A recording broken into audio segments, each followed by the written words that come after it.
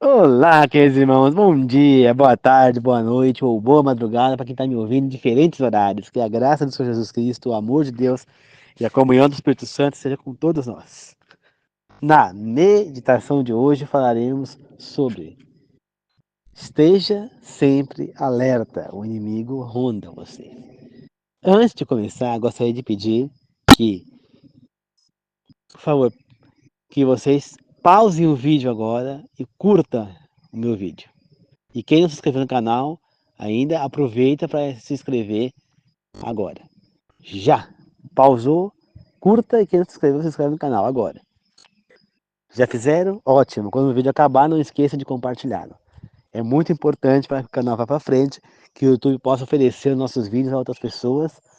Para isso, os vídeos têm que ter curtidas, tem que ter compartilhamento, visualizações, tem que ter bastante gente inscrita no canal para que o YouTube perceba que é algo bom. Tá certo? Desde já agradeço. Queridos irmãos, o perigo ronda sempre à nossa volta, né? Isaías 50:10 diz, está escrito: quem entre vocês respeita ao Senhor, quem obedece à palavra do seu servo? Aquele que anda na escuridão, sem luz, deve colocar a sua confiança no Senhor e apoiar-se no seu Deus. Você deposita sua confiança no Senhor, na nossa Trindade? Apoia-se no nosso Deus? Se sim, parabéns. Mas como que você pode confiar? Você conhece ao seu Deus? Sabe quem ele é? Quais são os seus feitos? O que ele fez até hoje pelo ser humano? O que ele fez pelo povo de Israel? Né?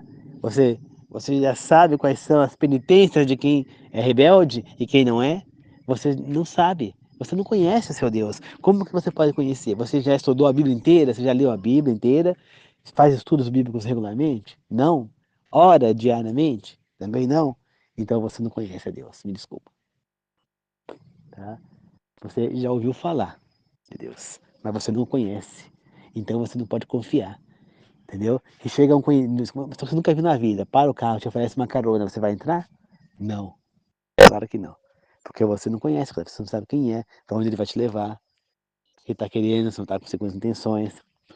Não é?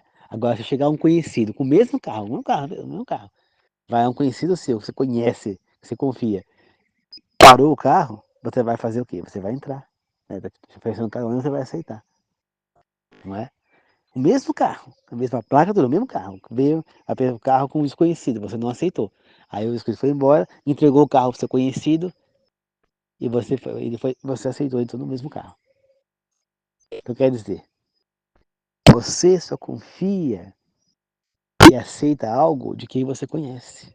Então como que você pode é, dizer que você vai seguir a Deus, que você ama a Deus, que você adora a Deus, Deus é fiel, que Ele me ajuda, mas você não conhece. Você não pode confiar nele realmente. A tua confiança nunca vai estar nele, porque você não o conhece. Entendeu? Hoje em dia nós só temos um acesso a ele, que é a Bíblia. E exatamente esse é o perigo para as pessoas. Elas não conhecem a Deus e não confiam nele. E quando Satanás percebe essa fraqueza, é ali que ele usa. Quando você tem, por exemplo, ó, na novela Gênesis, está passando agora a história de Jacó. Né? Então, a primeira vez que Satanás tentou Jacó foi quando?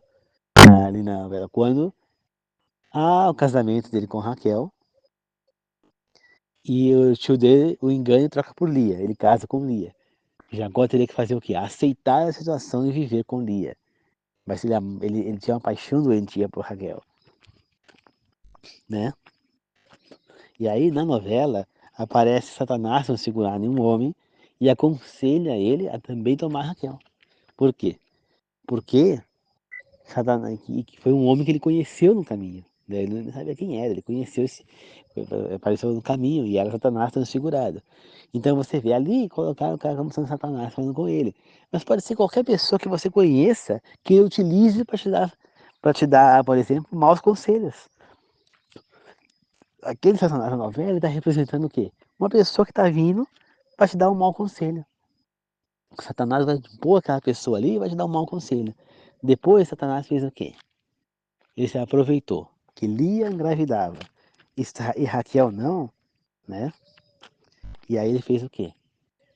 Convenceu Raquel, né, a querer ter um filho com a serva, com a serva dela, no caso Bila, né, que Jacó tivesse.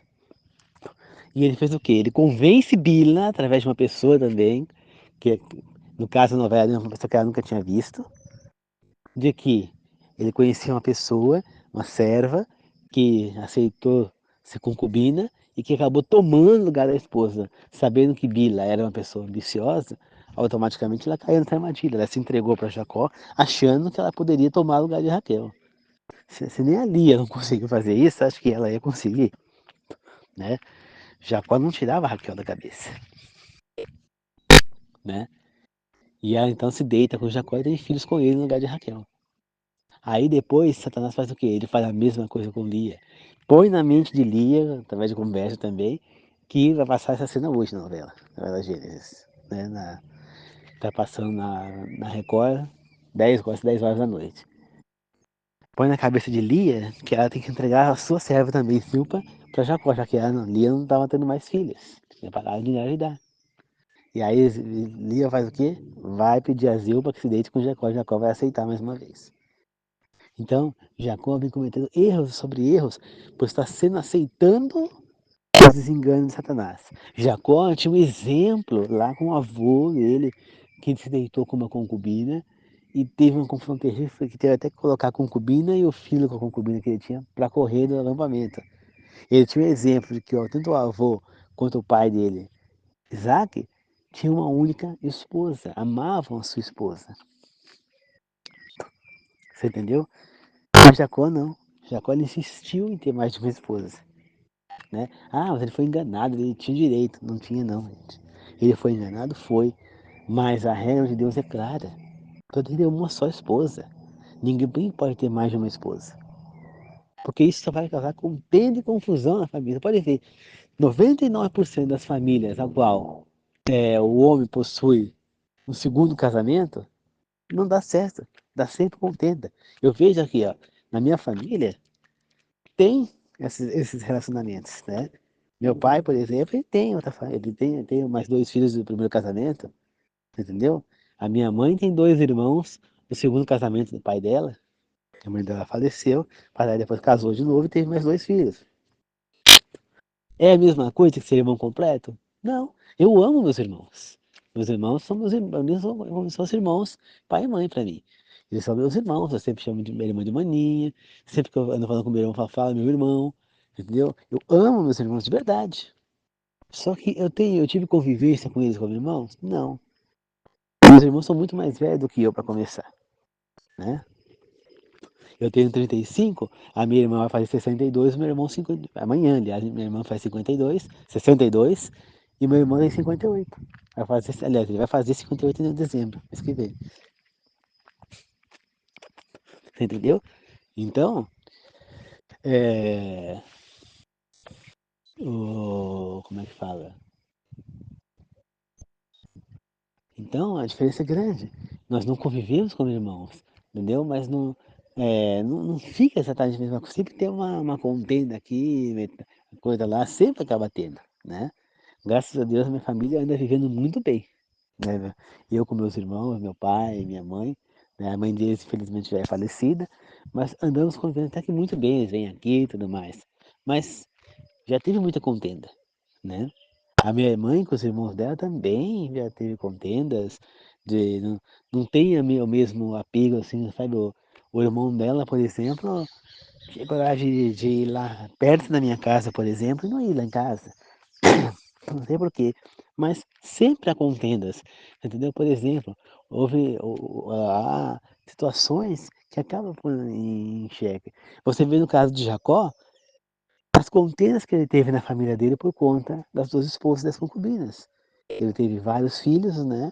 E um não aceitava o outro. Os filhos dele não aceitavam o José, que era o caçula, né? No caso ali, até o nascimento de Benjamim. Por quê? Porque Jacó amava mais aquele filho, talvez, sim. Por quê? Muitos sabem que é o filho da velhice, tudo bem, foi o filho da velhice de Jacó. Porém, nós podemos dizer também que foi porque era o filho de Raquel. E Jacó amava Raquel demais, né? Eu acredito que ele tinha uma paixão doentia por ela, mas amar mesmo, eu acho que ele não amava. Eu acho que o amor dele era por Lia, na verdade. Você entendeu? Era por Lia. Mas ele se cegou com uma paixão doentia por Raquel. Na minha opinião, é isso. É o que eu entendo sobre as escrituras bíblicas. Então, queridos irmãos, nós temos que entender que o inimigo ele vai tentando a gente a fazer o que é errado. E vem pessoas que você pode jogar até que sejam seus amigos que vão te dar maus conselhos. Para você se desviar do caminho. Entendeu? E os jovens, eles estão muito em perigo. Por quê? Porque o jovem é cabeça fraca, cabeça cabeça fria, né? O jovem não tem experiência, ele é facilmente manipulado, entendeu? O jovem acha que está começando a vida, fica indo para gandaia, para balada, para isso, para no outro, para casa de prostituição, para não sei o quê, e acha que, nossa, vem a bebedeira, vem vício, vem muitas vezes droga, e acha que ele tá, como é que fala, abafando, né? Que ele tá vivendo aquela vida, coisa, e facilmente ele é levado para esse caminho errado. E se afunda em trevas, você entendeu? Se distancia de Deus. Quantas pessoas que eu vejo que estão na igreja e os filhos são afastados da igreja? Grande parte. Por quê? Porque esses jovens eles são facilmente manipulados. Uma pessoa experiente ela já tem menos chance de ser manipulada. Mesmo um jovem que cresce dentro da igreja, ele pode ser manipulado. Se não estiver atento, se não estiver em alerta. Pois o inimigo, ele está sempre aí para tentar e para derrubar a gente. Agora cabe a nós escolhermos se vamos aceitar as tentações do inimigo ou não. Tá certo? É muito importante que nós estejamos em alerta, vigiando. Mas o mais importante é que a gente esteja estudando a Bíblia o dia todo, todos os dias, não, mas todos os dias, que a gente pegue a Bíblia, que a gente estude, entendeu? Que a gente veja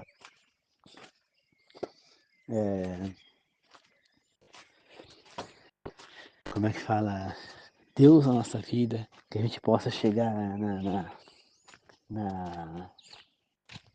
na como é que fala, que a gente possa ler, estudar a Bíblia, para que a gente possa conhecer nosso Deus cada vez mais íntimo dele. Orar todos os dias é muito importante também. Porque quando você conversa com Deus, você também vai se tornando íntimo ao mesmo tempo. Você vai conhecendo, vai conversando e vai ficando cada vez mais íntimo. E ao conhecer, você passa a confiar. Quando você vê que Deus fez um povo vencer guerra contra os exércitos que tinham até gigantes, quando você vê um povo que cada vez que você, povo que não tinha nenhuma luta, venceu um povo, né, os amoreus no deserto, ele venceu os amoreus lá, sem um monte de artesão, caras que nunca tinham empunhado uma espada na vida, eles venceram a guerra porque Deus deu a vitória. Quando você vê a maneira como Deus arrancou o seu povo escolhido do Egito, tudo isso você vai conhecendo esse Deus e vai sentindo cada vez mais vontade de estar próximo, de confiar nele. Olha só, você vê, você vê que Deus ele poderia simplesmente ter matado o faraó e arrancado da marra aquele povo do Egito. Mas não, com guerra, não. Ele preferiu demonstrar para cada um dos povos egípcios e para toda a humanidade que nenhum dos deuses egípcios foi capaz de impedi-lo. Então ele atacou cada um dos deuses do Egito. Né? Então você vê que ele atacou primeiro o Nilo, transformando a água em sangue. O Nilo é considerado um rei. Depois ele faz o quê? Ele joga as rãs para dentro do palácio do faraó, depois a casa dos egípcios. As rãs também tinha deusa com cara de rã. Então, foi um ataque àquela deusa, né? Depois teve outra praga que ele apaga o sol, mostrando que, não, que não tinha nenhum poder capaz, né? Que o deus Amon-Ra também não foi capaz de detê-lo. Depois ele mata os animais, e isso morre o touro Arpes, que era também um deus para eles, mostrando que o Arpes também não teve poder contra o deus Israel. não é?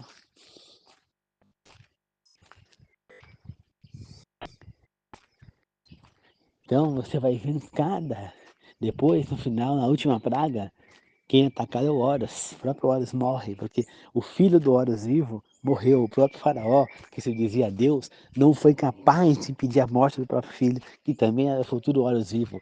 Entendeu? Então ele atacou a cada um dos deuses ali, mostrando que eles não eram palhos para ele. Depois ele repete o mesmo feito lá com Elias, quando Elias manda fazer o holocausto, aquele que consegue fazer fogo descer do céu, iria ser o verdadeiro Deus. Os profetas de Baal e da Serate ficavam o tempo inteiro lá se cortando e fazendo rituais, um monte de coisa o dia inteiro. Eu estavam exaustos, né? né? E nada. Aí Elias falou para eles: Olha, não tá adiantando, acho que ele tá dormindo, ele não tá te ouvindo, não. Talvez ele tenha ido viajar e não tá podendo te ouvir agora, né? Tirando sarro. Aí o Elias pegou, montou o holocausto lá, fez as pedras e tal, 12 pedras, né? Das tribos de Israel, e pegou e só começou a orar, de repente o fogo caiu do céu em cima do holocausto, né? Então, tem a música Fogo no Altar, né, que fala para queimar o holocausto em nome de Jeová, entendeu? Mostrando quem era o verdadeiro Deus. Por várias vezes, Deus nos deu demonstração do seu poder.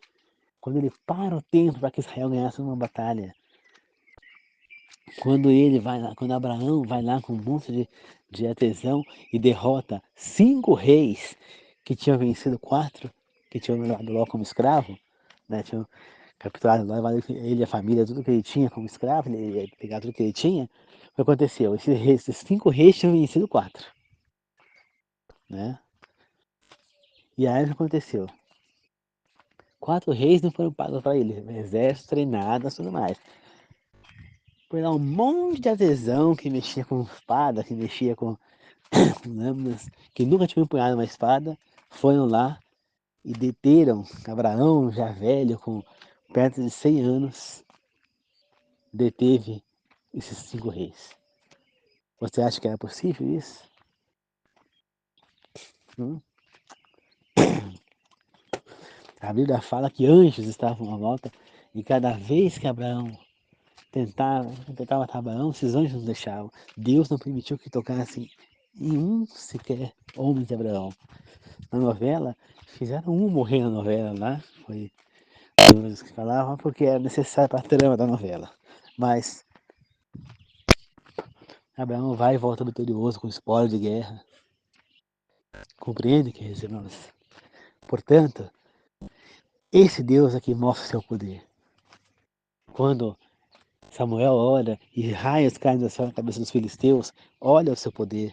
Cada vez que o povo de Israel lia o livro de Juízes, cada vez que Deus levantava um juiz, Israel prosperava. Quando esse juiz morria, o povo caía em idolatria e se distanciava de Deus, o povo era derrotado, era massacrado, escravizado. Deus levantava outro juiz. Entendeu? Então, queridos irmãos, Deus sempre levantando os juízes aí. Né?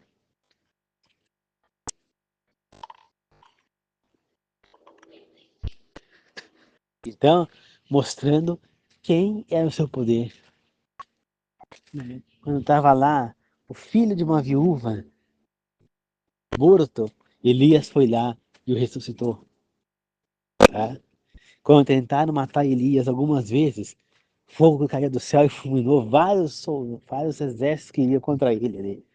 Isabel mandou vários grupos contra Elias, todos morriam, porque chegavam lá e eram fulminados por Deus. Quando aqueles jovens caçoam de Eliseu, porque ele era careca, chamando de calvo, careca, uma loba sai e mata alguns daqueles jovens, por conta de estar tirando sarro da cara do profeta. Quando aquele profeta vai levar um aviso, ele sai de Judá, se não me engano, ele vai lá em Israel levar um aviso para o rei de Israel. De Deus, a mensagem de Deus. Deus fala que ele não comisse nada lá, que ele não ficasse lá, que ele desse a mensagem e fosse embora. E aí vem um falso profeta falar que Deus falou com ele que era para ele ficar e comer lá com ele. Ele acaba ouvindo esse falso profeta, vai lá, come lá, e quando ele vai embora no dia seguinte, sai um bicho do meio do mato, um leão, e o consome, e o mata. Quer dizer, ele não obedeceu uma advertência de Deus, uma ordem de Deus. E por isso ele para. Então você vê que Deus ele não é vingativo, mas para aqueles ao qual são escolhidos por ele, são profetas escolhidos por ele, e aceitam esse espírito de profecia, como Ellen White aceitou, e esses não podem voltar atrás. Quando Jonas voltou atrás no, no tentou fugir de Deus, porque queria que ele fosse pegar em Nínive, ele não queria, Deus fez com que ele fosse engolido por uma baleia, ficou 3 dias lá até que ele orou a Deus. Deus expulsou dentro da baleia e ele foi lá e orou e salvou muitas pessoas em Nínive. Porque ninguém foge de Deus. Se você aceitou ser um profeta de Deus, você vai ter que cumprir isso. Seja qual for a ordem que ele te der, você vai ter que dar. Assim como Pedro, quando estava fora de Roma e recebe uma ordem para voltar a Roma, para levar uma mensagem de Deus.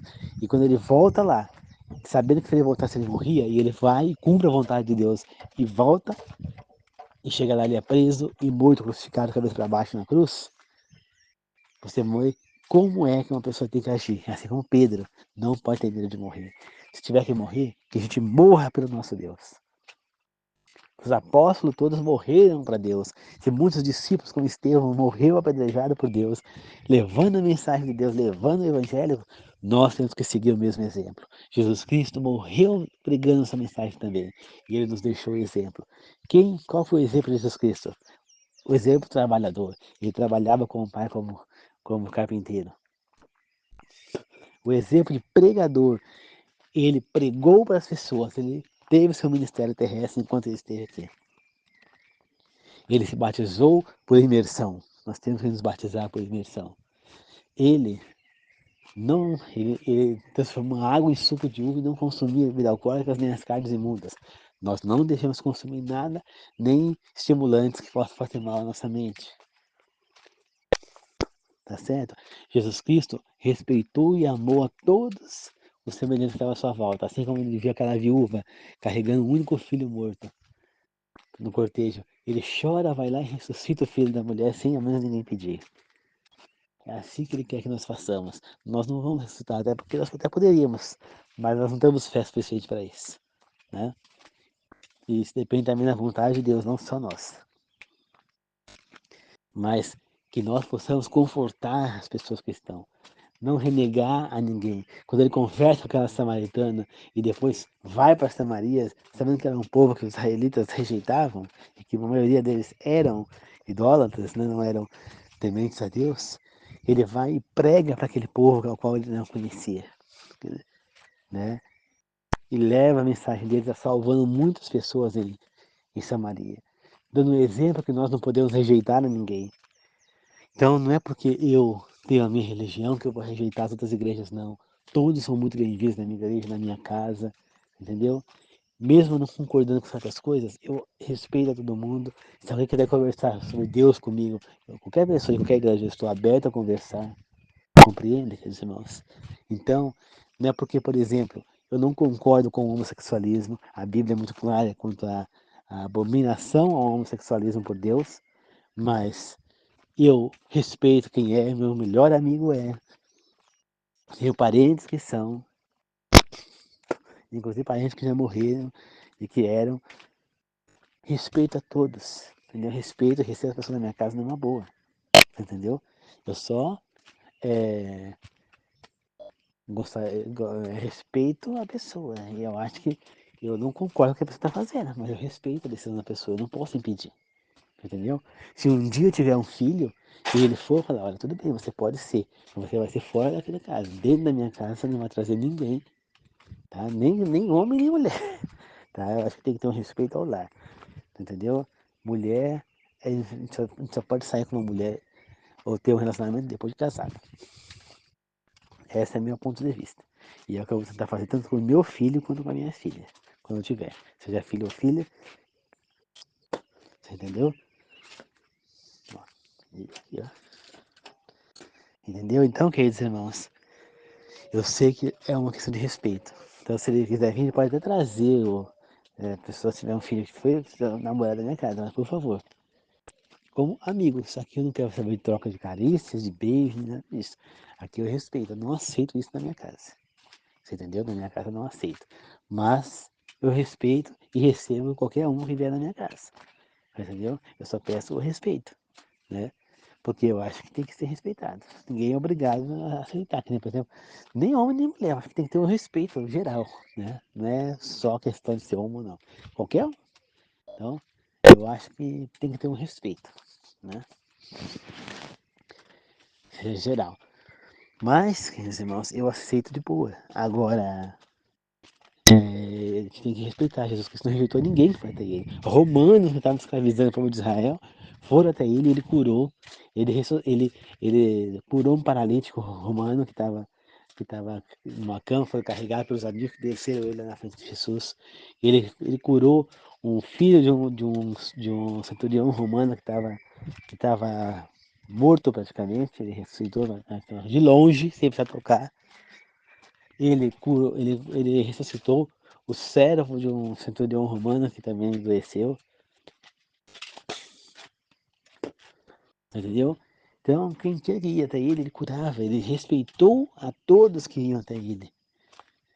E é esse o exemplo que ele nos deu, quando ele fala com Pedro, que ele desce aquela, aquele pano do céu, tipo de uma cortina, de um lençol, e cheio de comida, e fala, Pedro, coma. Ele, não, Pedro, coma. Não, Pedro, coma a terceira vez. Não, não comi carne imunda, não vou comer. E aquele lençol subiu. Ali, ele estava ensinando a Pedro que não importava quem precisava de ajuda dele. E ele tinha que pregar a toda a humanidade, não só aos judeus. Porque Pedro só pregava para os judeus. Ele era o apóstolo dos judeus. Enquanto Paulo era dos gentios, ou os não-judeus. Então, Pedro ali entendeu.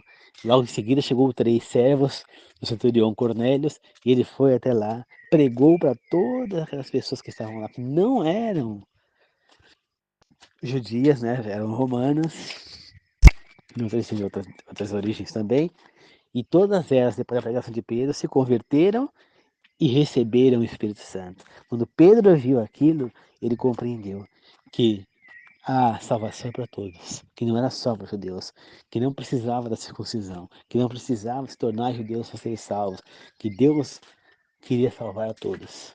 Pedro compreendeu isso, entendeu? Então, a Bíblia vai nos ensinando tudo o que nós precisamos saber, a receita para a vida, para chegar à vida eterna, para ter saúde nessa vida, para não sofrer com câncer e outras doenças, que está na Bíblia. Eu já falei isso em outras meditações.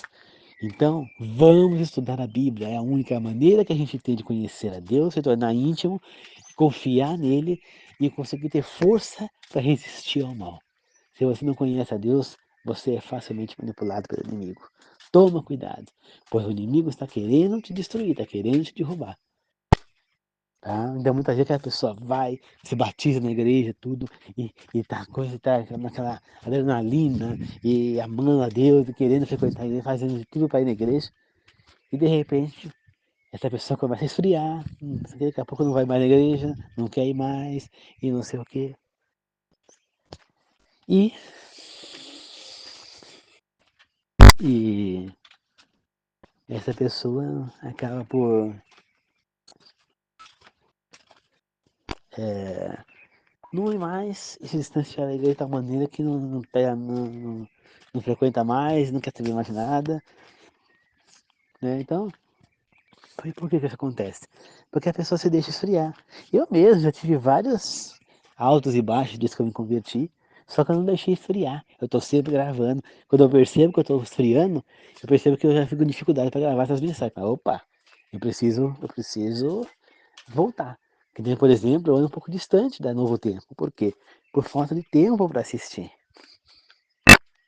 Mas eu ando assistindo o, o, o, o, o Bom de Bíblia, né? Que é um game, né? Tento assistir o Na Milha da Verdade. Se eu não assisto na segunda, eu assisto no reprise no domingo à noite. Mas eu não consigo assistir outras programações que eu gostaria. O Bíblia Fato, por exemplo, por quê? Evidências eu não ando assistindo, eu gosto tanto e não ando vendo. Preciso voltar a ver.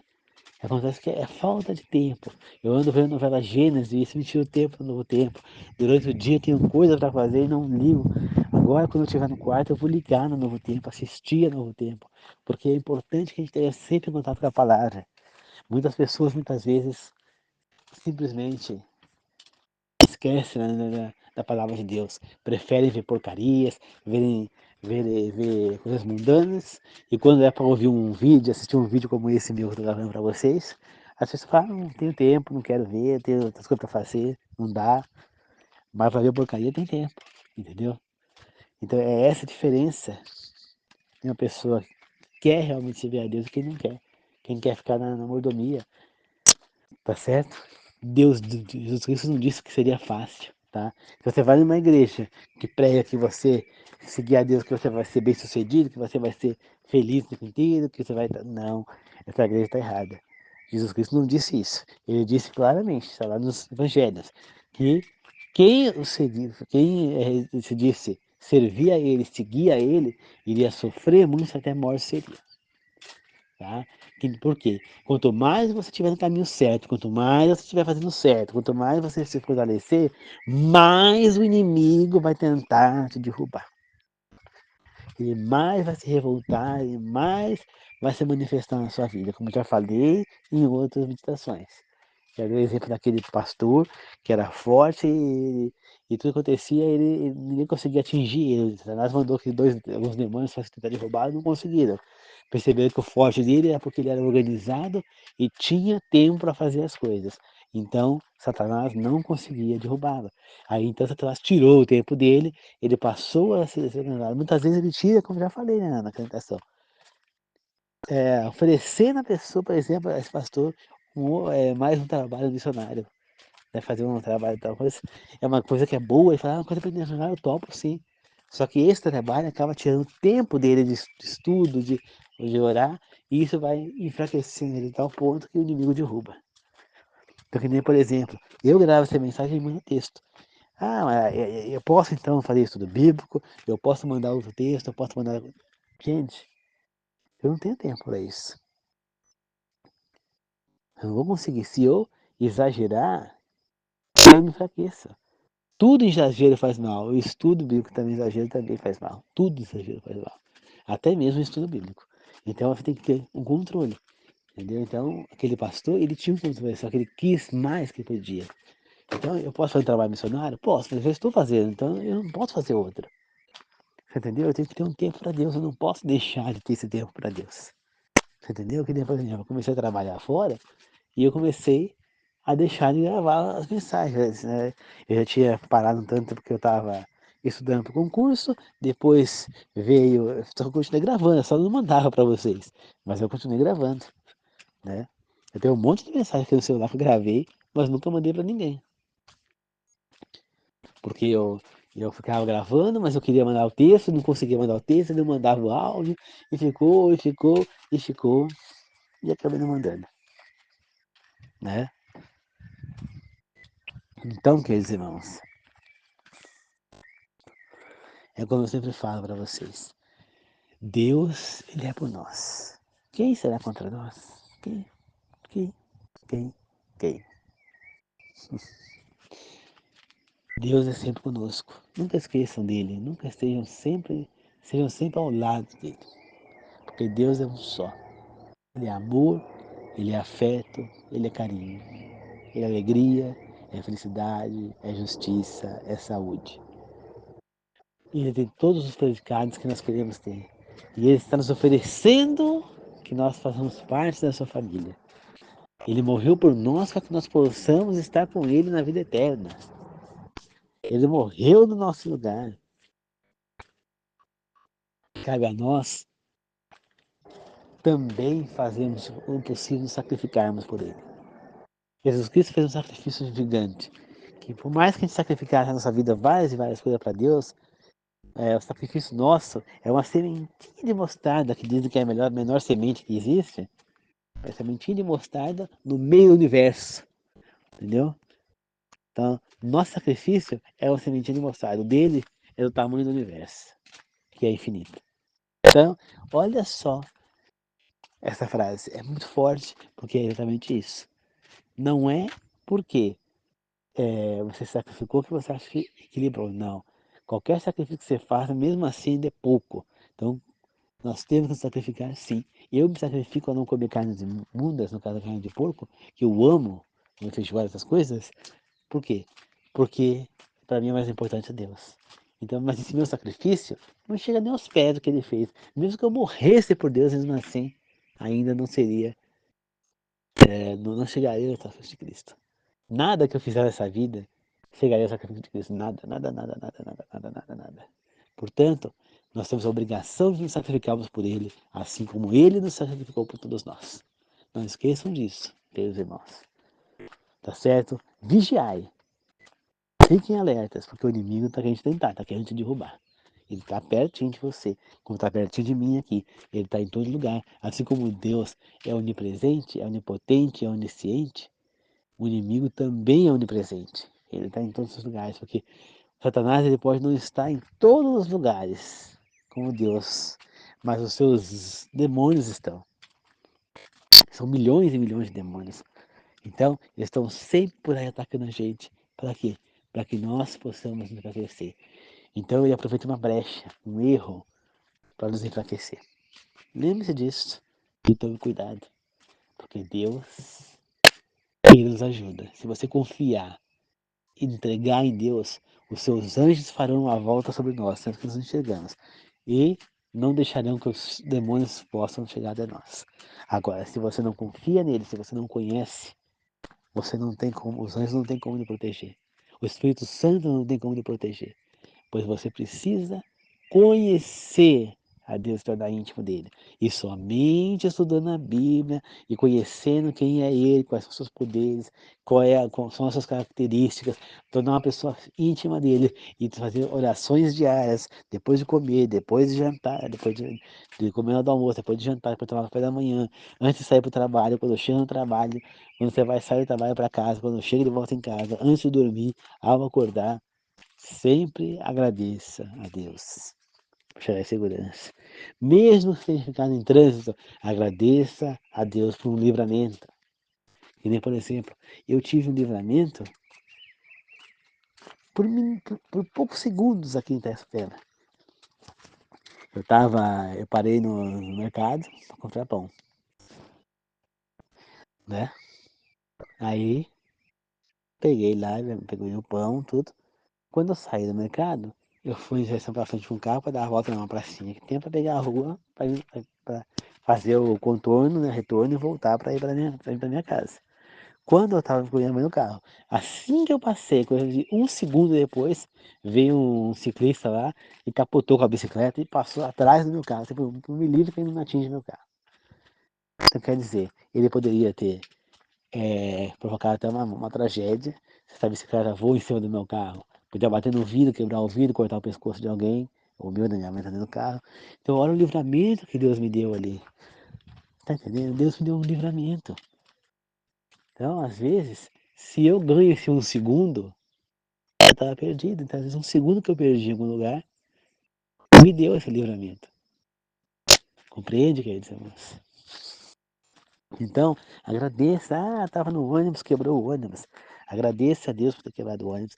Poderia ser que você iria sofrer um acidente e Deus te livrou desse acidente. Né? Coisa que o motoqueiro que tem aqui perto não teve a mesma sorte. Né? Ele pegou e foi, passou na hora errada no lugar errado.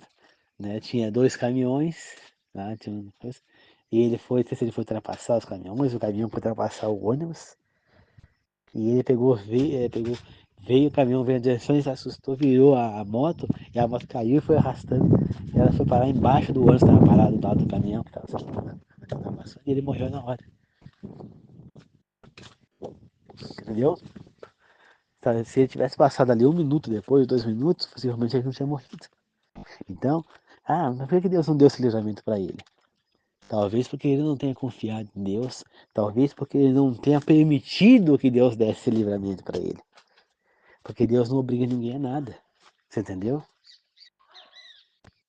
Então, queridos irmãos, o livramento pode acontecer. Então, às vezes, um minuto te livra de alguma coisa. Então, não reclame de perder um minuto. Como diz a minha mãe, perca um minuto da vida, mas não perca a vida no minuto. Vigiai, estudai, porque a Bíblia é a única fonte de alegria que nós temos. Muito obrigado a todos, que Deus abençoe a todos. Na Trindade, dos Pai, dos Filhos, dos Espíritos, que assim seja. Eu oro, agradeço, glorifico, amém. A paz do Senhor a todos. Tá bom? Que a graça de Jesus Cristo, o amor de Deus, a comunhão do Espírito Santo esteja com todos nós. Vigiai, tá? Esteja em alerta, porque o inimigo sonda você. E se você é jovem, vigie mais fundo ainda, porque você é mais, como é que fala? Você é mais vulnerável para ser enganado e manipulado pelo inimigo. Cuidado. Obrigado a todos. Amém.